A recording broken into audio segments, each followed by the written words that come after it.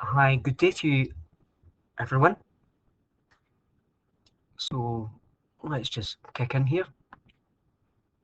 So we're going to be looking at solving trigonometric or trig equations.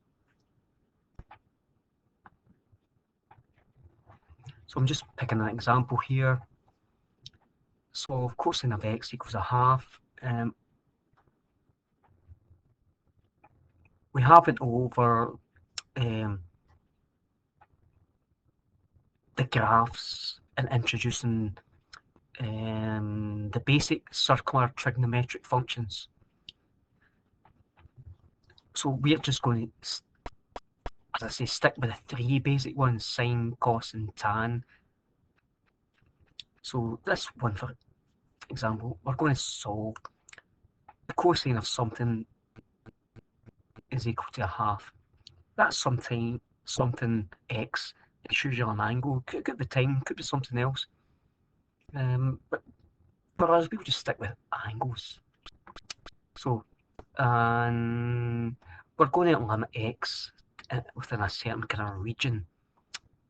So for whatever reason, I'm sticking 0 to 360, because if you think 0 to 360, because they're circular trig functions, comes from the full circle. So that's why I'm sticking to 0 to 360 here. Right, okay. So the setup here, it's cos x equals a half. So I've just put in one period or wavelength of y equals cos x here. But the thing is, where does it equal a half? So I need to put in the graph of y equals a half. So y equals a number in the Cartesian plane, rectangular plane, whatever you want to call it. It's just a horizontal line at the value of half. So that's what I'm putting in here. And the solutions, because we're solving for x, it's where they actually meet. And they come down to the x-axis, and hopefully, if your graph is as good as mine, you'll be able to read off two angles, 60 and 300. So if you put into your calculator the cosine, cos 60 degrees, it should give you a half. And if you put in cos 300 degrees, it'll also give you a half. But the thing is, if you had put in, because the period of the wave is 360, see if I had the 60 onto 360, which would be here, 360 and 60 is 420. I'm not going to write it down. You can just try it. So if you put in cos 420, you would also get a half. And that's because these waves can go on forever, and so does that line at height of half going forever. So there's a load of solutions. Sometimes I like to use the word infinite. Right, okay.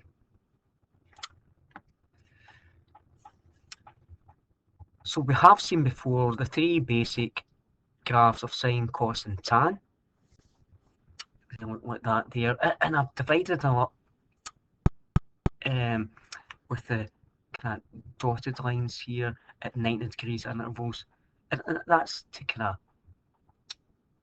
basically represent that these come from the circle, because these are circular trig functions. So I've broken them into four parts, all at 90 degrees. But so we're going to use this. And what we're interested in here is where the graphs lie above and below the x-axis. So if part of the graph is above the x-axis, you would get a positive answer. So if I put in y equals tan 50, which is between 0 and 90, I would get a positive answer because the graph's above. And if I put in a value for sine between 180 and 270, so say I put in sine 200, your calculator would spit out a negative answer because the graph is below, and it would give me a negative y value. So we're going to use these three graphs. and we're interested in whether they lie above or below within the four what I call quadrants.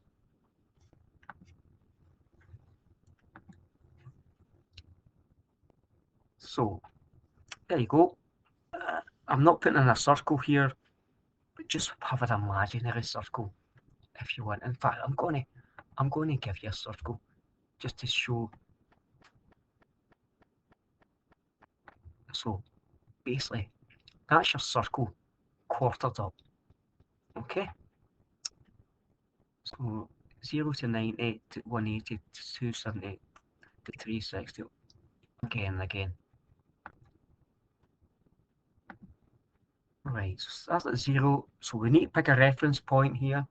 Somebody's picked it for me. I'm going in an anti-clockwise direction.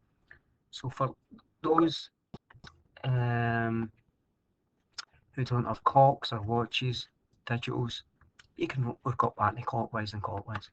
180, 270, back to 360. Okay. I'm using this technique which involves a thing called the quadrant check. So we're just going to learn about this first, and later on it'll become apparently why we're doing so. So here's my first quadrant. There's 4 of them. Quad for 4. Going left, second one, third one, fourth one. So that's this. That's for 4 quadrants. Think about those graphs we had earlier, but they're going to be reappearing very, very soon. So here the question on the right, which graphs are positive in the first quadrant? What do I mean by the first quadrant? Let me highlight it here. Which graphs are positive? That means which graphs lie above or below. Above or below. So above is positive, below is negative. Above positive, below is negative, negative, negative, positive, positive. So in the first quadrant, 1, 2, 3, they all lie above. So in the first quadrant, what we can say is all lie above. So if you pick sine, cos, and tan of any angle between 0 and 90, excluding the endpoints, you would get a positive answer. So sine, cos, and tan of 30, for instance. Sine of 30 would give you half. Cos of 30 would give you root 3 over 2, or 0.866. And tan of 30 would give you 1 over root 3, which is 0.577. But they're all positive, okay? We don't have any negative answers, so that's why I'm putting all in here. Right, let's go for the next quadrant. Which graphs are positive? That's the keyword positive in the second quadrant. Positive, that's what we're interested. So let's highlight this second quadrant. So which graphs are above the x-axis? That's above, so sine, below, below. So it looks like it's only sine it's above in the second quadrant. So in my quadrant check, I'm putting sine in there. Let's move on. We're moving on to the third quadrant, which are positive in the third quadrant. So third quadrant there, let me highlight that. Okay, so which ones are positive in the third quadrant? Well, that's below, and this one's above. So it looks like it's only tangent that's positive in the third quadrant. So I'm going to put that in. I'm just going to write tan in the third quadrant there. Okay, nearly done. Let's move into the fourth quadrant. Let's highlight it. Which graphs are positive in the fourth quadrant? We'll deal with negatives later on. So highlight that. That's below. Oh, that's above. That means that's positive. That's below. That means that's negative. So that's negative. It's sine. That's negative tangent. But the cosine is above the x-axis, so it means it's positive. So it looks like there's only cosine that's positive here. Right. So this coordinate check initially only determines where things are positive. So I'll just put in all 4. All sine, tan, cos. And because they all start with different letters, I can just reduce them to the initial first letters of these.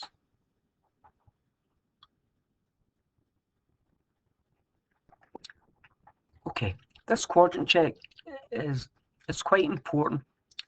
Not all people use this, but I think it's essential.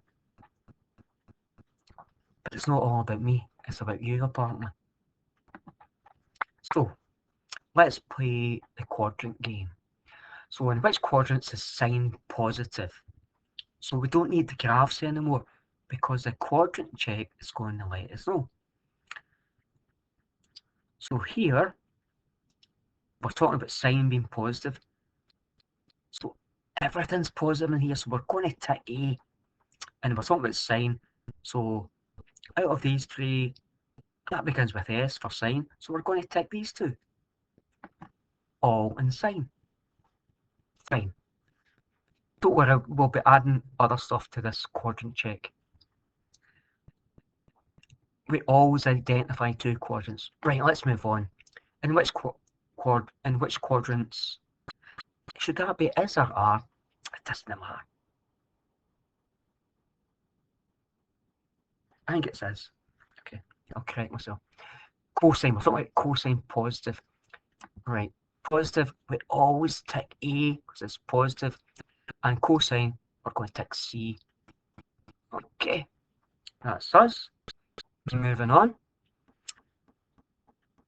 Tangent positive. Okay, let's go back. We always tick A, and the first letter of tangent is T, so it's going to be these two here. That's it. Okay, we know how to play the quadrant game so far. But the thing is, we were all only dealing with things that were positive. And see, when I mean positive, I mean sine or cos or tan of something is equal to a number. It's a number we're talking about being positive or negative. We'll talk about zero later on. So it's that number which we want to be positive or negative. So now we're moving on to negative. Right, it's sine and it's negative. Right, so where is sine negative? The thing is, we know that sine is positive in all in sine. So that means they can't be negative. So it must be, oh sorry, they're positive, which is opposite of negative, loosely. So sine is negative in these two here, tan and cosine. Right, and we could go through this game. I could go through it for cosine and tangent as well, but hopefully you'll get the gist yourself. Right, we're now putting in little formula here because we're solving for x apparently. Because I'm always dealing with sin x, cos x, tan x. Later on you'll deal with sin 3x, cos 4x, tan 15x, whatever. Or it could be cos 100 pi t. But so get these little formulas in here because initially we're probably going to get two answers. Right? Later on maybe 10 answers. But it's important for us here that each of these, we're going to, there's a possibility that we'll get 4x values here. They all depend on A. Okay, need to memorise this. So what is small a? Right, that's big A, that's small a, small a. Okay, they're different. So small a, that is a calculator answer. Your calculator, unless it's from Poundland or some pound shop, will only give you one answer. So A is a calculator answer, and A appears in all four of these little formulas here, relationships. So we're going to go and we need this calculator answer. So let's go for it. So this is what we want to solve. Okay, between 0 and 360. That's the limit of our answers. We only can have x values between 0 and 360. Okay. Right. We've not got a graph here. So that's fine. There's my quadrant check. I'm going to ask a question. That's cosine. Is that number positive or negative? I can't see a little line in front of it. I can see 2, that means equals. So that number's positive. So the question here from a quadrant check is, where is cosine positive? That means positive. If you were in my class, you should know that means positive. For those who weren't, you now know that means positive. So which 2 is cosine positive in? Well, because we're talking about positive, in there it's always positive. And because it's cosine with C, in there as well. So these 2. Okay. I'm going to have two solutions here. So here are my 2 values for x I'm going to have. So I'm going to have 2 answers. But the thing is, your calculator's only going to give you 1 answer. So what I do here is, see, I get rid of x and I bring on board a, the calculator answer. That's what I'm solving for initially. I'm solving for the calculator answer. So I need to isolate a. So I need to get rid of cosine. So that means on the other side, or technically on both sides, I introduce the opposite of cosine. And opposite of cosine is called the inverse cosine. But the way I write it, and on your calculator you'll find it, it's cos with a little -1. And you just push the fraction to the right, or whatever the value is. Okay, there you go. So cos, opposite of cos, inverse cos, cos with a minus. So the wee -1 is not a power. It actually means the inverse of. So you'll be able to find this in your calculator by hitting shift or second function and cos, and that will come up. It will give you a bracket. If not, introduce one. 1 divided by 2, or use the fraction key, half, and fire that in, and hopefully it'll give you a nice answer. Well, we've been working on degrees here, so it should give you 60. And I've put in a degree symbol, but your calculator will just say 60. Okay, that is a calculator answer. Because there's more than one value of x, that's why we had to introduce a to get a singular value, because we've got 1, 2 values for x. So let's now go to the quadrants and bring on board x equals a, which is 60, and x equals 3 minus a, 3 minus 60. So let's tidy this up here. 60, yep, and 360 minus 60 is 300. So that is our 2 solutions. How do you know if these are right? Well, if you take 60 and type in cos 60, you should get a half, or 0.5 it might say. Likewise, if you put in cos 300, it will say 0.5 or 1 over 2. Okay, moving on. So we've got another trig function, tan x equals 1. Right, and again, we're working between, we only want answers between 0 and 360. So let's bring in the quadrant check. So the things that are important here is that sine, cos, or tan. It's tan. Is that number positive or negative? It's positive. Then we can ask the question, where is tan positive? So which 2? All's positive in here for A, and T for tan. So tick these 2. Right. So we're in there. Right. So because we're going to have 2 answers for x, we need to get rid of x and bring on a, because we're looking really for the calculator answer now. And it'll be related to x, because a is involved in both. So opposite of tan is inverse tan, or shift tan, second function tan of that number 1. I've picked nice numbers for you here, so you're going to get a nice answer. So inverse tan of 1 is actually 45 degrees. That's fine. So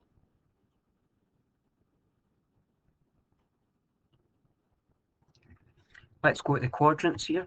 So x is 45 and 180 plus 45. So bring that on board and just group them together. It's fine if we don't need to write x equals 45 or or and x is equals 225.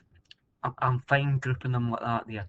This is, sometimes they call this a solution set, right? But we're fine with that here.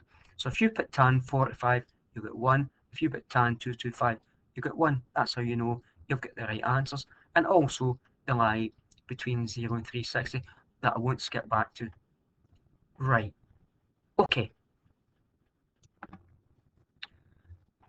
Moving on. I started with cos x, I went with tan x, and now I'm going for sin x. That's fine. Again, we're looking in the range 0 to 360. So before we use the coordinate check, hopefully you notice, yep, it's a sign, that's fine. We're going to ask a question about sign. Is it positive or negative? The thing is, this is negative. I've not dealt with negative. Right, but the thing is, we know how to use the coordinate check. Where is sign negative? So, where is sign negative? Well, we know sign is positive in A and S. So the opposite of positive is negative. So we must be in the opposing two. So these are the two quadrants we're interested in. T and C. Right. Okay. Now, again, getting rid of x, bringing on A, the stunt double for x, because we can only have one calculator answer. But please note, see that negative? We've changed it, it's went to positive, because the negative has done its job by identifying the quadrants where sign is negative. Okay? That is really, really important when you're using this method.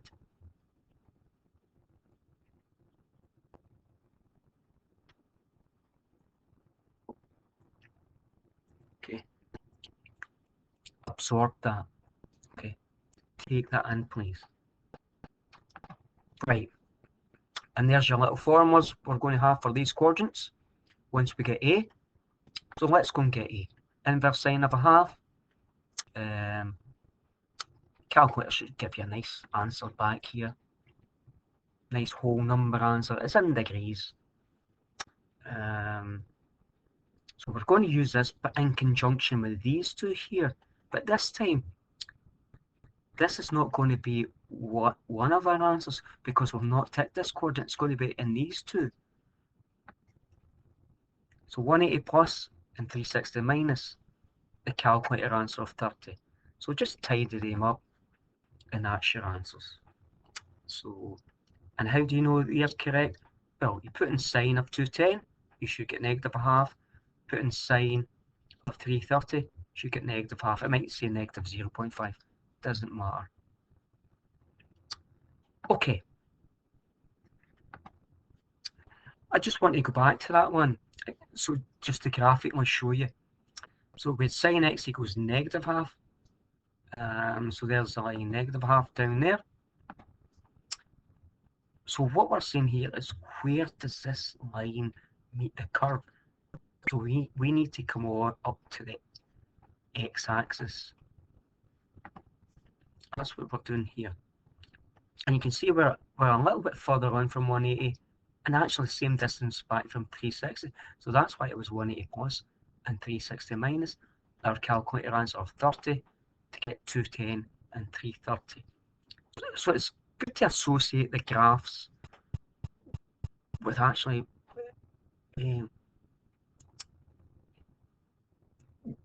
your workings without the graphs, or algebraic techniques, whatever you want to call it. Right. Okay. This is one for you, so if you want to pause the video now, if you haven't done it in class, you have a go at it. Okay, where's tan x equals to negative 1?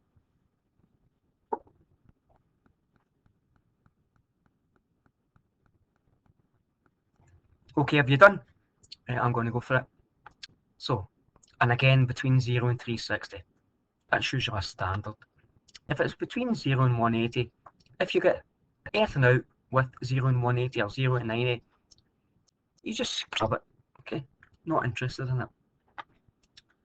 Okay, tan x equals negative 1. Quadrant check. all sine, tan, cos. Where is tan negative? Which two? Well, it's positive in all in tan, A and T, so it must be negative in sine and cosine, S and C. Indeed. Okay, there's the little formulas this time that we're going to use. You don't have to put it down all four. It's only the indicated quadrants that you've ticked. So let's bring on board now, get rid of x from up here and bring on board tan A equals not -1 because it's done its job. Okay, let's bring on board just +1. Get rid of tan, get A on its own, and opposite of tan on the other side is the inverse tan, or tan with a little -1. You just call it -1. Put the big one, the number, whatever it is, in the bracket. Okay. 45, nice answer. Take the calculator answer and pop it in here and bring them down here. 180 minus, 360 minus, and 135 and 315. Okay. So this is the workings I would actually put for myself. I wouldn't skip anything. I know you like to skip stuff, and you always like to say, "Is this going to be in the assessment?" Yes, it is, and it saves you making mistakes. So, can you have a go at all 6 of these? I'm just going to let you know. Right, I want all my answers between 0 and 360. So 1, 2, and 3, because I've given you nice numbers here. You're going to get nice whole number answers. That means whole numbers means you don't have decimals in them. Well, if you have a decimal, it would be decimal 0.000. Right, but don't be pedantic. But this one here, 4, 5, and 6, we're going to have decimal places here. And it's up to you how many decimal places you went for. So you can go for 1, 2, or 3, it's up to yourself. I know in question 4 I've went for 2 decimal places, and 5 and 6 I've went for only 1 decimal place. That was my personal choice as I was going through this. Right, so I'll let you go through that, and for those who are impatient, here's the answers.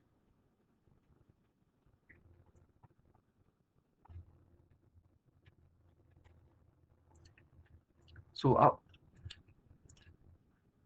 the thing is, you can also rewind the video or freeze the video to see what the values are that we're looking for here. That's fine. But for those who can't figure out how to pause the video, because you might be looking this on your phone or whatever it is, that's fine. So what I want to do is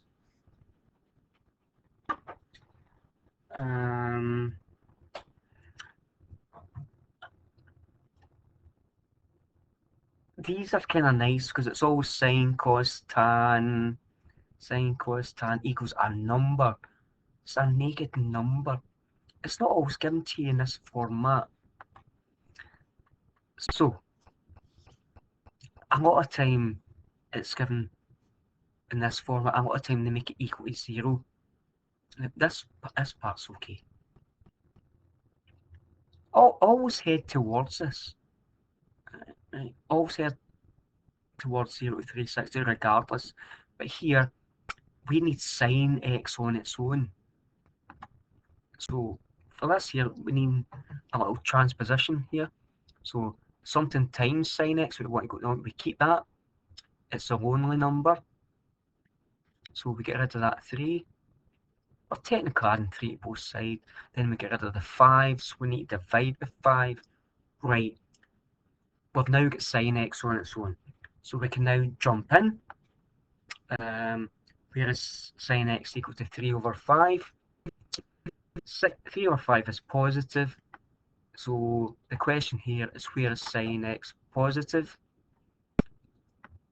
A and S hopefully.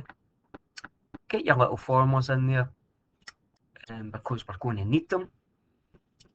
After a while, you'll remember these. So here we go. So get rid of x, sine x, so it's going to be now sine A equal to 3 over 5. So A will be equal to the inverse sine, sine with a wee minus 1 of 3 over 5. Okay, your calculator,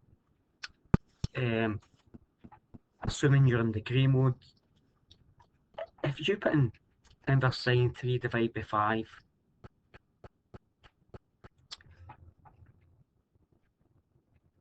it's not going to give you a nice answer, because all the answers we were getting were things like 30, 45, things like that. It's going to give you an answer for 36 and a bit, like probably 36.869 or and so on. I just know that answer, okay? So you might want to round it to 1 or 2 decimal places. So I've just went to 1 decimal place. See here, folks, you need to make a big grown-up adult decision. If they don't specify a number of decimal places, I just go for 1. I don't go for a whole number. I wouldn't put it to 37. I just like to emphasize, oh, it's not exactly a whole number. So don't get too worked up about it. So I'm going to go for 36.9. So that's my version, or my rounding version of the calculator answer. Okay, now let's take this and put it into my identify quadrants. And yep, that is one of them, 36.9 and 180 minus. So I'll even get rid of that little line of work there because I can cope. Okay, that's fine. That's for solutions. But the thing is, if you put this in your calculator, sine 36.9, it's not going to come out exactly as 3 over 5. And 3 divided by 5 is 0.6. So if I put in my calculator, I would get something like 0.600420 because I've got a calculator sitting in front of me. Okay? And the same with this one here. But that's because we have rounded at this stage. Okay. Now, can you take down these 4 questions? And I'll let you go for them yourself. I'm not going to provide the solutions to these. I'm going to let you do that. Because the next time I see you, I'm probably going to go through these.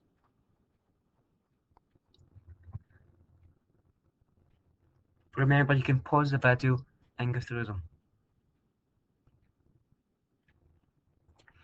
Right, I'm just going to flick through the pages here.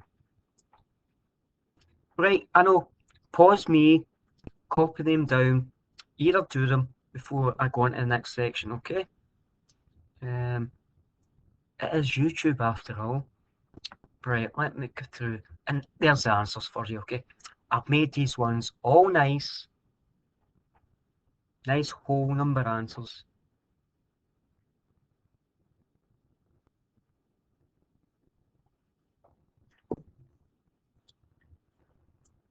If you're not quite getting the answers, can you ask me why? Right, let me see. So I'm now just going to go through. This is not one that's on here. I just want to emphasize. I've just picked one with sin x again. That doesn't matter. But we want to get this sin x on its own, so we need to get rid of the lonely number, the plus or minus 5. Let's take it to the other side, and it's between 0 and 360. That's a given. Not always. Okay, it's negative 5. Let's divide by the 13. That's how we can isolate sin x. Fine. Okay. Right, let's get our quadrant check in here. All sine, tan, cos. We're talking about sine, but that's negative. Where is sine negative? Which two? Well, sine is positive up in these two, so it must be negative in these two. That's fine. Okay, right. 180 plus, 360 minus. That's going to be two values. So let's get rid of the negative here. Let's bring on board a. So it's going to be sine a equals 5 over 13. Okay, so it's going to be the inverse sine of 5 over 13. So the inverse sine over 5 over 13, again, that's not going to be nice. You're going to get a decimal answer, 22 and a bit. I'm probably going to go for one decimal place, about 22.6, I think. Yeah, it's 22.6. That's your calculator answer. We're going to feed it in here and here. Okay. So 180 plus 22.6, 360 minus 22.6. So let's feed it in. Right. Let's see. Just let's reduce the page. Yep. So 180 plus A, 360 minus A. Usually I would just put the A value in, but I just want to emphasize this is what's happening here. 180 plus 22.6, 360 minus 22.6. Oh, and can I squeeze answers in here? Oh, not quite. I could just reduce that again. And that looks like my two answers here. And because I'm so happy I've got the answers, I've doubled underlined it. So I think I'm actually going to leave that there.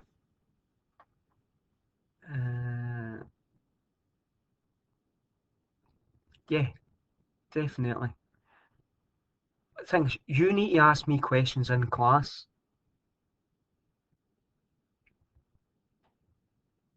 At the chalk face, the smartboard face, the coal face.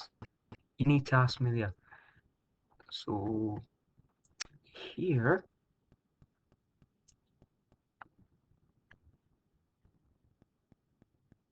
oh, that was nearly 38 minutes. That was quite long.